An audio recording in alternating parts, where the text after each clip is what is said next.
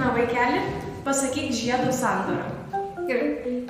Taigi čia yra vainiklapiai, čia yra taurėlapiai ir viduj turi būti piestelė.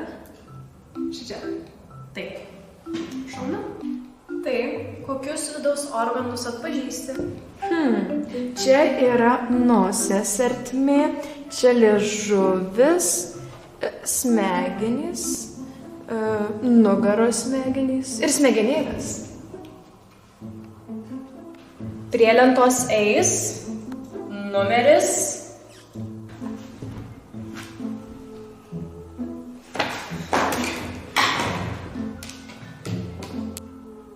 4.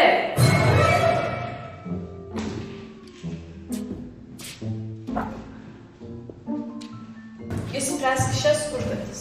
Oi, šitą prisimenu klasėje mokėmės, jūs mokėte išmokėt 4. Čia 5, čia 3 kartų 6, čia 180, 130. Vaikeli, čia yra klaida.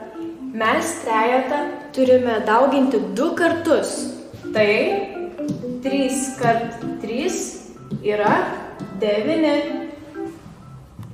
Ačiū, mokytoja. Dabar kitą kartą tikrai žinosi, kaip daryti. Na, Natalija, ateik ir pabaig šią patarlę. Mokslo šaknys karčios, bet vaisiai saldūs.